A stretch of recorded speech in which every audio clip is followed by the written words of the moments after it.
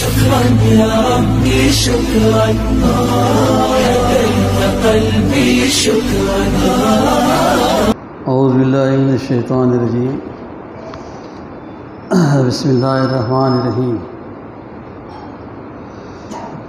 هو الذی ارسل رسولہ بالہدی ودین الحق لیظہرہ علی الدین کلہ ولو کرہ المشرکون. یا ایھا الذین آمنوا هل ادلکم علی تجارۃ تنجیکم من عذاب علیم تؤمنون باللہ ورسولہ وتجاہدون فی سبیل اللہ باموالکم وانفسکم ذالکم خیر لکم ان کنتم تعلمون. یغفر لکم ذنوبکم ویدخلکم جنات تجری من تحتها الانہار ومساکن طیبۃ فی جنات عدن ذالک الفوز العظیم. وأخرى تحبونها نصر من اللہ فتح قریب وبشر المؤمنین. صدق اللہ العظیم. وہی تو ہے جس نے اپنے رسول کو ہدایت اور دین حق کے ساتھ بھیجا تاکہ اسے پورے کے پورے دین پر غالب کر دے، خواہ مشرکین کو یہ کتنا ہی ناگوار ہو. اے لوگوں جو ایمان لائے ہو، بتاؤں تم کو تجارت جو تمہیں عذاب علیم سے بچا دے. ایمان لاؤ اللہ اور اس کے رسول پر، اور جہاد کرو اللہ کی راہ میں اپنے مالوں سے اور اپنی جانوں سے. یہی تمہارے لیے بہتر ہے اگر تم جانو. اللہ تمہارے گناہ معاف کر دے گا اور تم کو ایسے باغوں میں داخل کرے گا جن کے نیچے نہریں بہتی ہوں گی، اور ابدی قیام کی جنتوں میں بہترین گھر تمہیں عطا فرمائے گا. یہ ہے بڑی کامیابی. اور وہ دوسری چیز جو تم چاہتے ہو وہ بھی تمہیں دے گا. اللہ کی طرف سے نصرت اور قریب حاصل ہو جانے والی فتح. اے نبی صلی اللہ علیہ وسلم، اہل ایمان کو اس کی بشارت دے دو. محترم حضرات، یہ سورہ صف کی تلاوت اور اس کا ترجمہ آپ نے سماعت فرمایا. سورہ صف یہ مکی سورہ ہے. اس میں صرف 2 رکوع ہیں اور یہ قرآن مجید کی بہت مختصر سورہ ہے جس میں کل 14 آیتیں ہیں. جنگ احد کے متصل زمانے میں نازل ہونے والی یہ سورہ ہے جس کا موضوع ایمان میں اخلاص اختیار کرنا اور اللہ کی راہ میں جان لڑانے پہ ابھارنا. اگرچہ کہ اس میں ضعیف الایمان مسلمانوں کو بھی مخاطب کیا گیا ہے اور ان لوگوں کو بھی جنہوں نے ایمان کا دعویٰ تو کیا تھا لیکن وہ اپنے دعوے ایمان کے اندر جھوٹے تھے، لیکن اسلام میں وہ داخل ہو چکے تھے. اور ان کو بھی جو مخلص تھے، ان سب کو ملا کر اس میں خطاب کیا گیا ہے. لیکن اس درس کی جو پہلی آیت ہے، هو الذی ارسل رسولہ بالہدی ودین الحق ودین الحق لیظہرہ علی الدین کلہ ولو کرہ المشرکون. یہ اللہ ہے جس نے اپنے رسول کو ہدایت اور دین حق کے ساتھ بھیجا تاکہ اس پورے کے پورے دین پر اس کو غالب کر دے، چاہے بعض مشرکوں کو کتنی ہی ناگوار گزرے. یعنی دین کے اندر کسی بھی طرح کی آمیزش، ملاوٹ گوارا نہیں ہے. کچھ لوگ جو تھے جو اللہ کی بندگی بھی کرتے تھے اور اللہ کا ہمسر بھی دوسروں کو ٹھہراتے تھے. لیکن ایک بات جو اس میں زور دے کر کہی گئی ہے، علی الدین کلی، تمام ادیان باطلہ پر اس دین حق کو غالب کرنا۔ اسی مضمون کو سورہ فتح میں بیان کیا گیا ہے، سورہ توبہ میں بیان کیا گیا ہے، کہیں کہا گیا لو کریہ الکافرون، اور ایک جگہ کہا گیا وکفیٰ باللہ شہیدا۔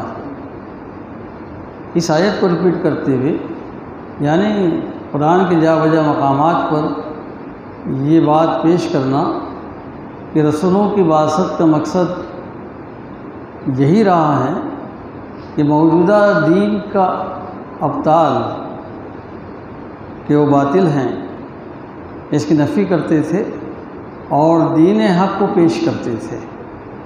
ہر رسول کے زمانے کے اندر دین باطل رہا ہے، اس دین باطل کی ہر رسول نے اپنے اپنے زمانے کے اندر نفی کی ہے، اور اس دین حق کو ہر نبی نے پیش کیا ہے۔ تو ویسے تھے مجموعی کوئی اس کے اندر خلجان، کوئی اس کے اندر اختلاف ہمارے یہاں نہیں رہنا چاہیے۔ ظاہر ہے کہ ہمیں وہی کام انجام دینا ہے جو رسولوں نے انجام دیا تھا، اور خاتم الانبیاء حضور نبی کریم صلی اللہ علیہ وسلم نے اس دن کو کل کی حیثیت سے جو پیش کیا ہے اس کو بھی ہم ذہن میں رکھیں کہ آپ صلی اللہ علیہ وسلم نے جب تک اسلام کو زندگی کے جملہ شعبوں میں جاری و ساری نہیں کر دیا، اس کو ایک نظام کی حیثیت سے پیش نہیں کر دیا، اور اس تعلیمات کی بنیاد پر ایک نظام کو جو ہے آپ نے جب تک غالب نہیں کر دیا، اللہ تعالیٰ نے اپنے رسول کو اپنے پاس واپس نہیں بلایا۔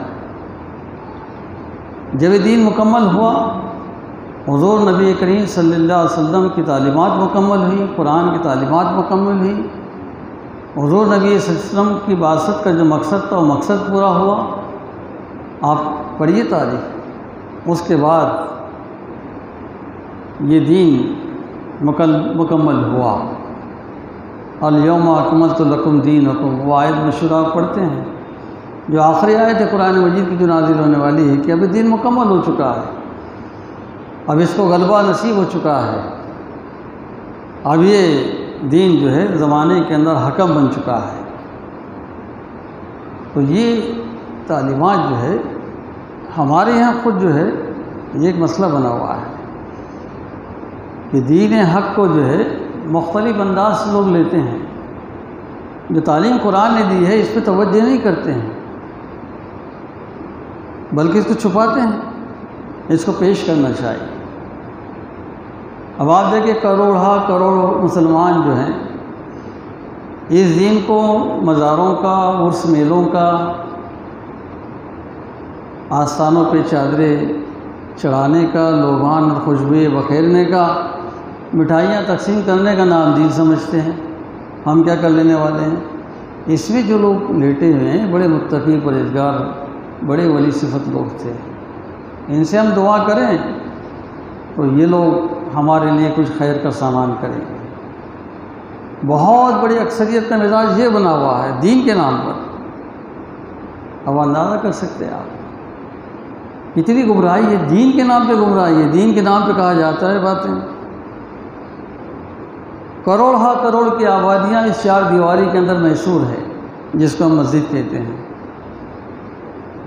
بس یہاں عالیہ یعنی بہت بڑا کام دین کا ہو گیا، اگرچہ کہ بہت اہم کام ہے، لیکن یہاں سے جو سبق ملتا ہے، جو قرآن مجید کا جو پیغام آپ کو دیا جاتا ہے،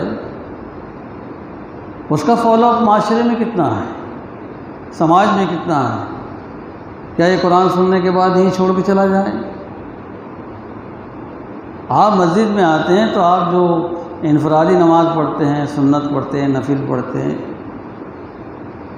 اینی ون نماز آپ پڑھتے ہیں، چاش پڑھتے ہیں، اشراق پڑھتے ہیں، جو بھی آ کر پڑھتے ہیں، فرض پڑھتے ہیں، سب پڑھتے ہیں آپ، کیا قرآن مجید کی سوا کچھ اور پڑھا جاتا ہے اس کے اندر؟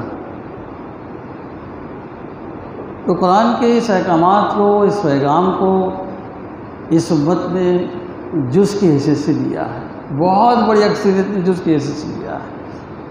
حضور نبی کریم صلی اللہ علیہ وسلم کی بعثت کے مقصد سے واقف ہو جائے تو کوئی وجہ نہیں کہ وہ اپنی منصبی ذمہ داری کو ادا کرنے سے جو ہے گریز کریں۔ تو یہ حقیقی دین جو قرآن پیش کرتا ہے 6666 آیتوں کے اندر 114 سورتوں کے اندر پوری وضاحت کے ساتھ اس کو پیش کیا گیا ہے، اور جس رسول سے ہم محبت کرتے ہیں، اس پہ ایمان رکھتے ہیں، اس کی محبت کو دم بڑھتے ہیں، وہ رسول نے کیا کام انجام دیا اس کو نہیں دیکھتے ہم لوگ۔ اگر یہ دین ٹھنڈا ٹھنڈا دین ہوتا ہے، گالیچوں کے اوپر نماز پڑھ لینے کے اور گھر کو جا کے بیٹھ جانے کا اگر دین ہوتا ہے تو اللہ کے رسول صلی اللہ علیہ وسلم کو بدر میں آنے کی ضرورت نہیں تھی، احد میں آ کے اپنے 70 صحابہ کو قربان کرنے کی ضرورت نہیں تھی، خون سے غسل کرنے کی کیا ضرورت تھی؟ 50 جنگیں لڑی گئی، جنگ لڑی گئی باقاعدہ، قتال ہوا باقاعدہ، غار حرا میں بیٹھتے بہت لمبی دعا کرتے تھے، انقلاب آ جاتا، اللہ کی رسول کی دعا تھی، لیکن ایسا کچھ نہیں ہوا۔ عملاً جو ہے اسلام کو اپنی زندگی میں بڑھتا گیا، اسلامی تعلیمات کے مطابق سماج بنایا گیا، معاشرہ بنایا گیا، اور ایک اسٹیٹ کا قیام عمل میں آیا۔ تو ہم یہ چیزیں سمجھیں، یہ جب تک آپ نہیں کام کریں گے آپ اسلام کا حق ادا نہیں کر سکتے ہیں۔ اٹھ جائیے، بیدار ہو جائیے، یہ سستی، یہ تساہلی، یہ غفلت، یہ اپنے بڑوں پہ انحصار، علماء پہ انحصار۔ علماء سو بھی ہیں نا، بہت بڑی تعداد ہے علماء سو کی، باطل پرست علماء کی بہت بڑی تعداد ہے جو آپ کو گمراہیوں کی طرف لے جانے والی ہے۔ علماء یہاں بہت آٹے میں نمک کے برابر ہیں جو صحیح اور سچی بات بتاتے ہیں۔ صرف جبوں کو دیکھ کر، داڑھیوں کو دیکھ کر، پاجاموں کو دیکھ کر ہم جو ہے غلط فہمیوں کے شکار نہ ہوں۔ کتاب ہماری رہنما ہے، اگر کتاب کے مطابق کوئی بات کرتا ہے ہم تسلیم کریں گے، اور کتاب سے ہٹ کر کوئی گفتگو کرتا ہے ہم تسلیم نہیں کریں گے۔ آئیڈیل لائف جو ہے اللہ کے رسول صلی اللہ علیہ وسلم کی مثالی زندگی، ان کی 13 برس کی مکی کی زندگی کا بھی ہم مطالعہ کریں گے، اور 10 سال کی مدنی زندگی کا ہی مطالعہ کریں گے۔ ان 23 سالوں میں انہوں نے کیا کہا ہے، انجام نمایاں طور پر انجام دیے ہیں، یہ دیکھنا ہمارا کام ہے۔ آگے آ رہی آئے تھے، اب تجارتوں کو کیسا سیریس لیتے ہیں، کھیتی باڑی کو کیسا سیریس لیتے ہیں، اور دین کو کتنا ہلکا لیتے ہیں، اس میں سنجیدگی آنا چاہیے۔ اب آپ سے مجھ سے مخاطب ہو کر قرآن مجید کہہ رہا ہے کہ یا ایھا الذین آمنوا هل ادلکم علی تجارۃ تنجیکم من عذاب علیم، کہ ایمان لانے والوں کیا بتاؤں میں تم کو تجارت جو تمہیں عذاب علیم سے نجات دے دے۔ ایمان لاؤ اللہ پر، اس کے رسول پر، اور جدوجہد کرو اللہ کی راہ میں اپنے مالوں کے ساتھ، اپنی جانوں کے ساتھ، یہی تمہارے لیے بہتر ہے اگر تم جانو۔ آگے آ رہا ہے، اب عذاب علیم کی دھمکی دی جا رہی ہے، کہا جا رہا ہے کہ ایمان لانے والوں کیا بتاؤں تم کو تجارت جو تمہیں عذاب علیم سے بچا لے۔ تجارت جو ہے ان کی گھٹی میں پڑی ہوئی تھی، قریش کے، اہل مکہ کے، اہل مدینہ کے، تجارت ان کا بہت اہم پیشہ تھا۔ وہ ملک در ملک سفر کرتے تھے، ضلع در ضلع نہیں، جلگاؤں کے مارکیٹ میں چل گئے جا کے آگے، ایسا نہیں، مصر جاتے تھے، شام جاتے تھے، فلسطین جاتے تھے،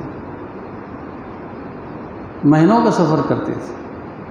تجارت میں بڑا انٹرسٹ تھا، بہت دلچسپی تھی، اس لیے 99% برکت اللہ تعالیٰ نے اسی میں رکھی ہے۔ ہمارے رسول صلی اللہ علیہ وسلم نے خود تجارت کی ہے، حضرت خدیجہ رضی اللہ تعالیٰ عنہا کی پارٹنرشپ بھی کی ہے۔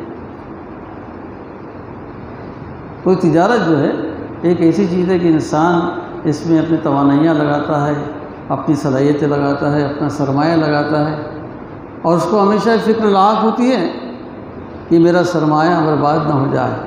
مجھے اگر نیلام منڈی کے اندر 4 بجے پہنچنا ہے تو میں 3 بجے یہاں سے نکلوں گا، رات بے چینی رہیں گی، اور نیلام ہونے سے پہلے آدمی منڈی میں اس لیے پہنچے گا کہ جو سرمایہ اس کو ڈالنا ہے اور جو مال اس کو لانا ہے اور جو تجارت اس کو کرنا ہے اس میں وہ کامیاب ہو جائے۔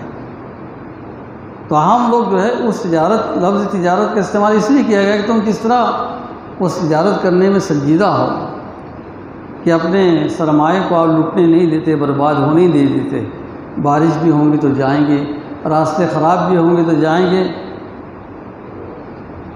حادثات کا خوف بھی ہوگا تو جائیں گے، کہ بیوی بچے ہے، مکان کے مسائل ہے، اس کی ضروریات ہے، وہ سب چیزوں کی تکمیل کرنے کے لیے آپ بارش میں، دھوپ میں، سردی میں سینکڑوں میل کا سفر کر کر اس موقع پر پہنچتے ہیں جب آپ کو تجارت کا جو معاملہ ہے وہ حل ہونا ہے۔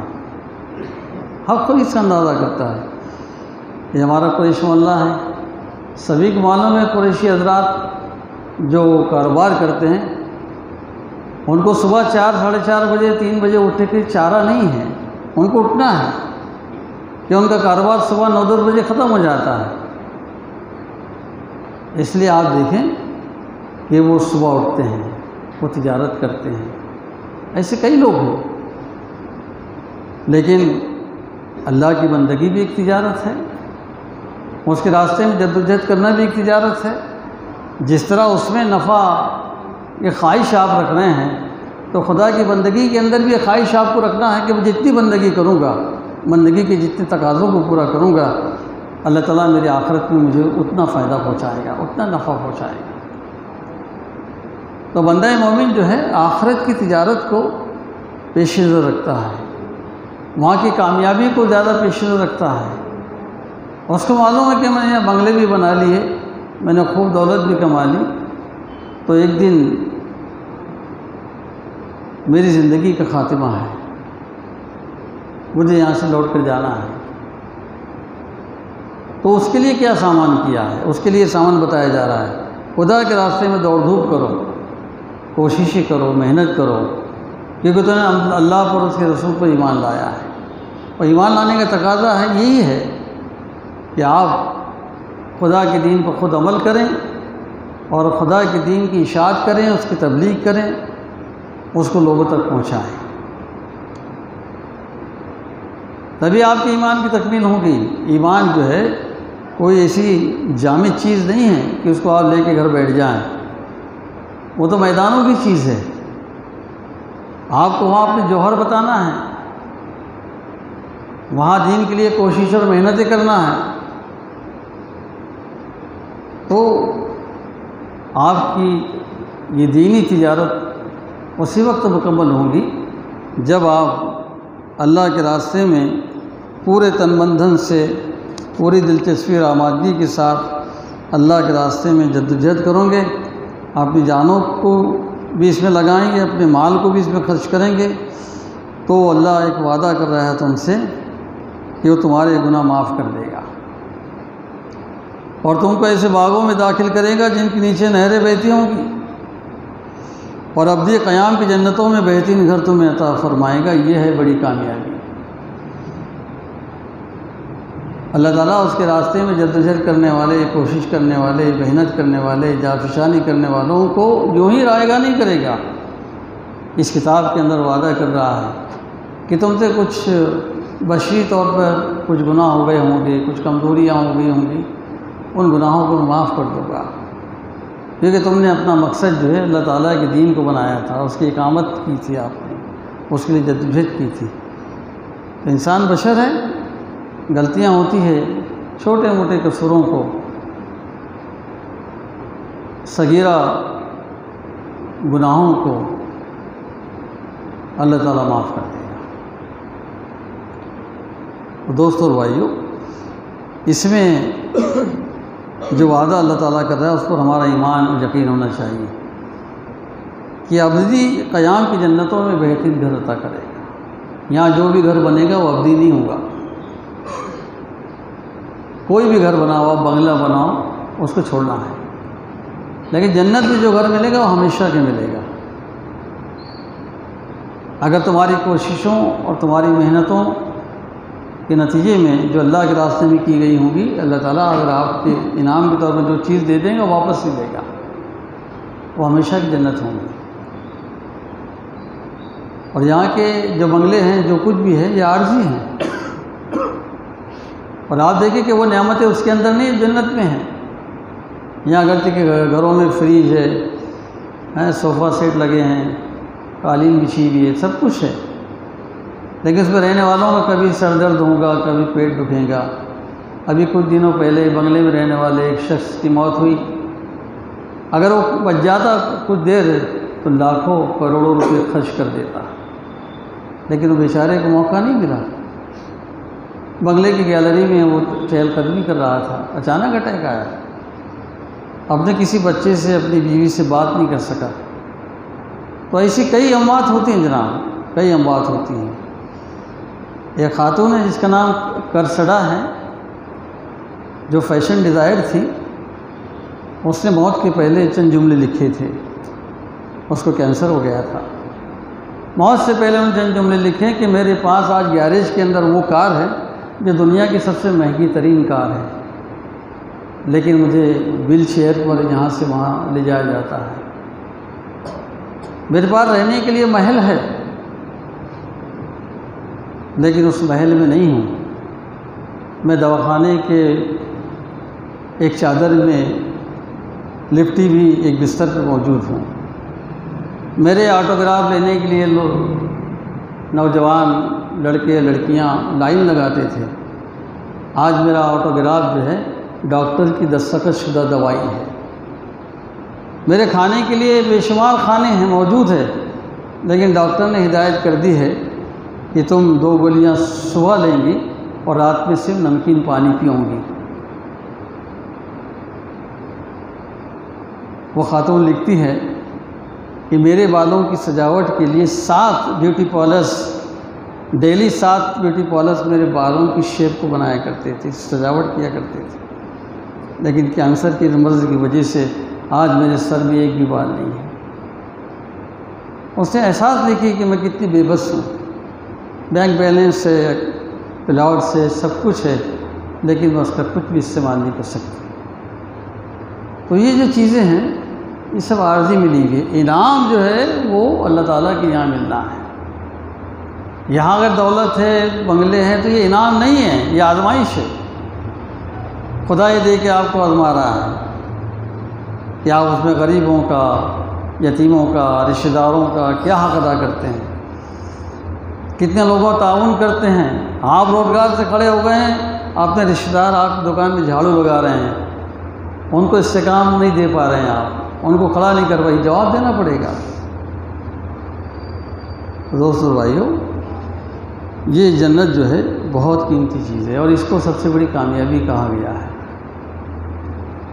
یہ سب سے بڑی کامیابی ہے کہ انسان یہاں سے جائے، اللہ تعالیٰ راضی ہو جائے، اس کی خوشنودی نصیب ہو جائے، اور انعام کے طور پر جنت نصیب ہو جائے. یہ انسان کی سب سے بڑی کامیابی ہے. اور وہ دوسری چیز جو تم چاہتے ہو وہ بھی تمہیں دے گا، اللہ کی طرف سے نصرت اور قریب ہی میں حاصل ہو جانے والی فتح. یعنی دنیا میں فتح اور کامرانی بھی اگرچہ ایک بہت بڑی نعمت ہے، لیکن مومن کے لیے اصل اہمیت کی چیز یہ نہیں بلکہ آخرت کی کامیابی ہے.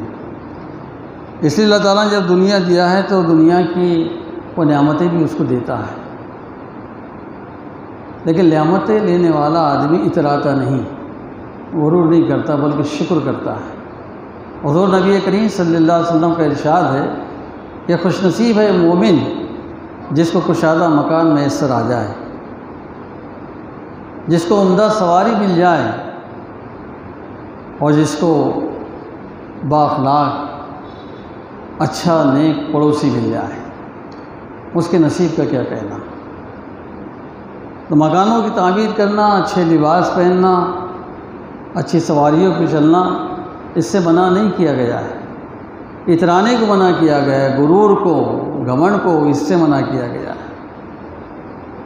مومن کو یہ چیز ملتی ہے تو اس پر شکر بجا لاتا ہے کہ اللہ تیرا شکر ہے، تو نے مجھ کو عطا کیا ہے. تو یہ چیز بھی اللہ تعالیٰ دنیا کے اندر انسان کو دیتا ہے. اور ان دونوں چیزوں کو سامنے رکھ کر جو لوگ جدوجہد کرتے ہیں، نبی کے ذریعے سے اعلان کیا جا رہا ہے کہ ایسے اہل ایمان کو اس کی بشارت دے دو. اللہ تعالیٰ سے دعا ہے کہ اللہ تعالیٰ مجھے اور آپ کو قرآن مجید کے آیات پہ غور و فکر کرنے، اس پر عمل کرنے اور اس کی تبلیغ و ارشاد کرنے کی توفیق و سعادت نصیب فرمائیں۔ وآخر دعوانا الحمدللہ رب العالمین۔ شكرا يا ربي شكرا، هديت قلبي شكرا